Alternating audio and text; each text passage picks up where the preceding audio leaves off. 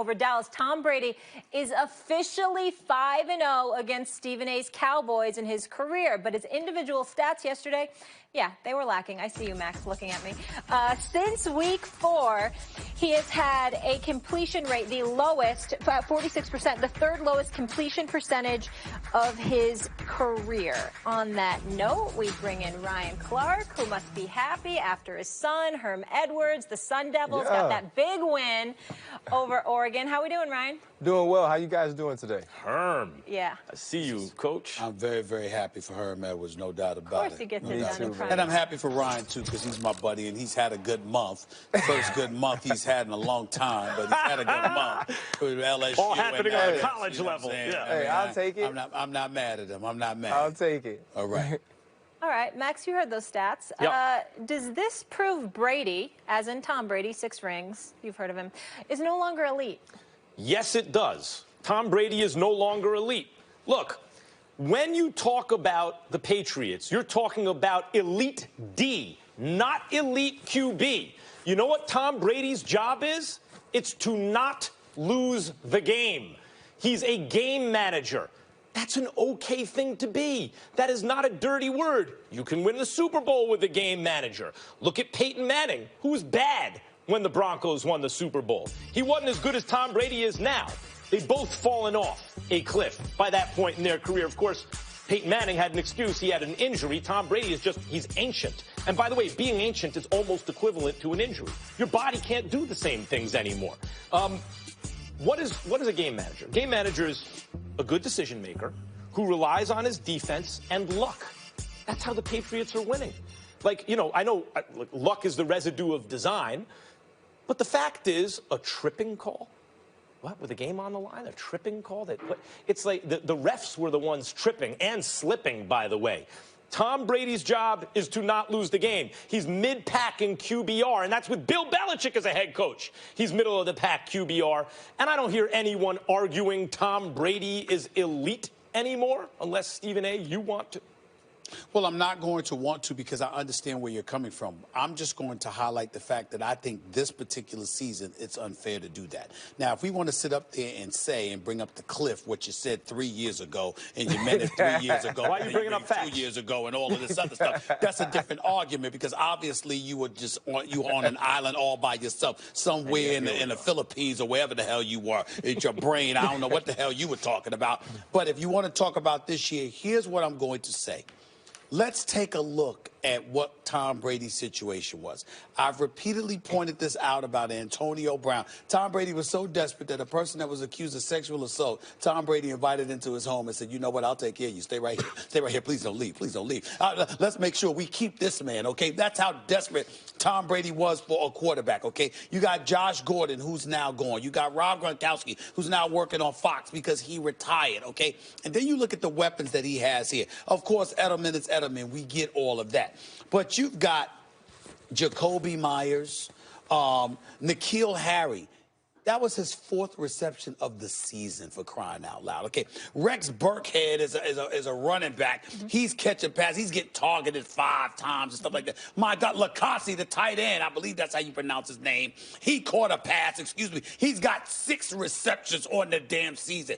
Are we going to be fair to a 6-time champion, somebody who's been to 9 Super Bowls? Are we at least going to step back and exercise fairness and go like this?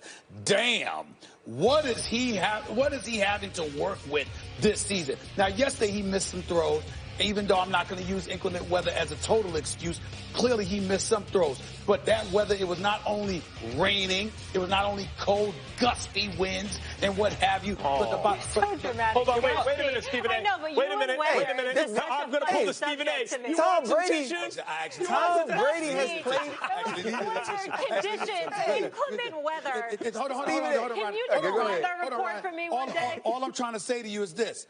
take into account what the brother's working Yeah. with. I'm like, my God, these guys, I've never heard of these guys in my life. And I mean, and based on the amount of time and the amount of receptions they've had, not to have Tom Brady until recently. Burkhead. I mean, give the guy some slack. This is so Max has been on this cliff. You're right, Stephen A. I thought it was longer than 3 years. I thought it was about the time I retired from football where Max was saying that Tom Brady was going to be on this cliff. And so if you walk long enough, you'll fall off. But what happens is when your cliff is as high as Tom Brady, when you are on the top of the mountain, even if you fall down a little bit, it becomes very noticeable. And that's what's noticeable about Tom Brady. We used to feel like Tom Brady could have any set of receivers and he could make them better. He is no longer that player. But this is bigger than just Tom Brady aging out. This is bigger than Tom Brady no longer being elite. This is the change of the game. If you look at the top 7 offenses as yardage goes in this league, they're all mobile quarterbacks. And the one team that's in the top 7 that's not a mobile quarterback is Jimmy G. And they have Kyle Shanahan, who I think is the best play designer and caller in the game. The game has changed. No longer can you just sit in the pocket and be a statue,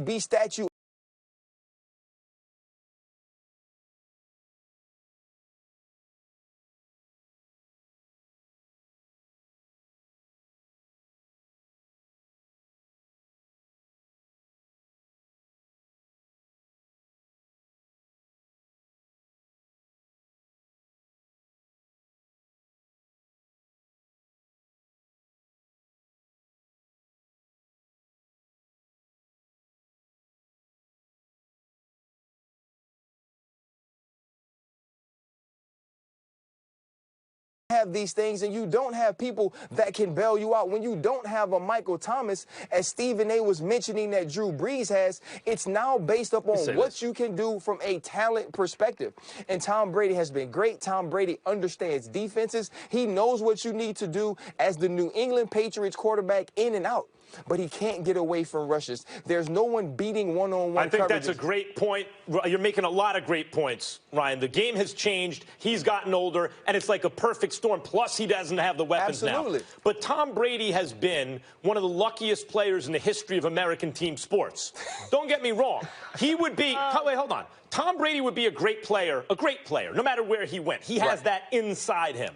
But he would not be the GOAT had he not been with Belichick. And even this year, you look at it, the Ravens game I predicted was not going to be a real reflection of what was going on. I thought there was a good chance they lose it because I thought Belichick would be probing to throw everything at them, see what works, what doesn't, because he thinks he's going to see him again in the playoffs. Other than that game, 13 points to the Browns, 10 to the Eagles, 9 to the Cowboys. And let me just finish this thought, Stephen A.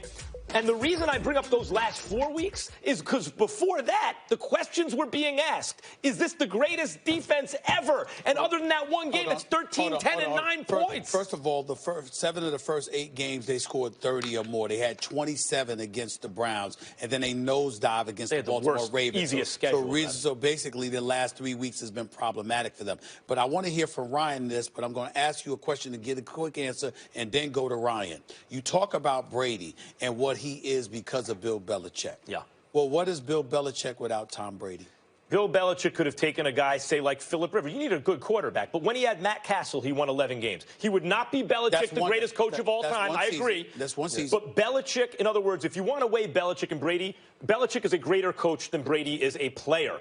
Belichick benefited less from his association with Brady than the other way around. Real quick, Joe Montana and Walsh, right? Montana was 4-0 with Super Bowls. Look up the record. 13 TDs, no interceptions. I don't have to look up the record. I know talent when I see it, and I know that Tom Brady has it. And what I was closed by giving this to Ryan is this. Even though it's a different sport, a lot of people could question Steve Kerr today.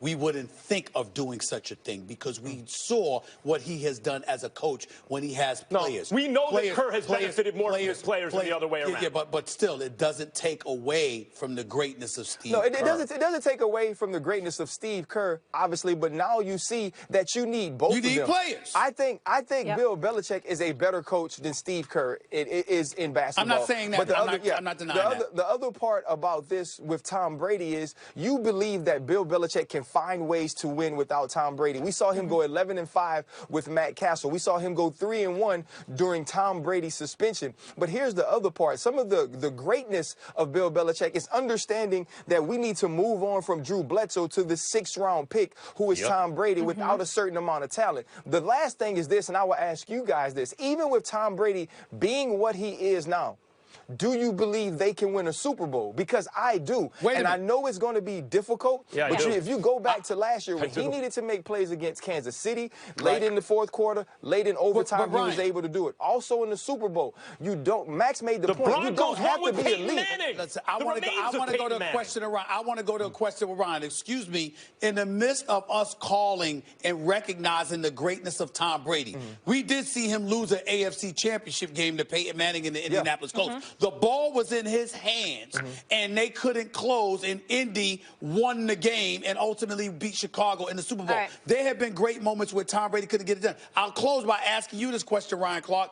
If y'all feel that way about Tom Brady, why has it been that all of these years, knowing he had Bill Belichick, that y'all have been talking about how he's the GOAT? Why have you, why have you been calling him the GOAT as football players if we're going to now lean back and say, excuse me, Bill Belichick, I mean, that's the reason why. They can both be the greatest of all time at doing what they do, and that's what they are. And Tom Brady, when you look at a quarterback, quarterbacks to me are credited with some wins that they don't deserve. But Tom Brady still has 6 rings. He was once the best quarterback in football, which is shown by the MVPs. He's the GOAT. And when you have all those things, you're the greatest. He's the GOAT. At the end of the day, they are 10-1. Wake me up when someone beats them in the AFC Championship game. We really have to go. So I need one-word answer from you here, Ryan, because we talked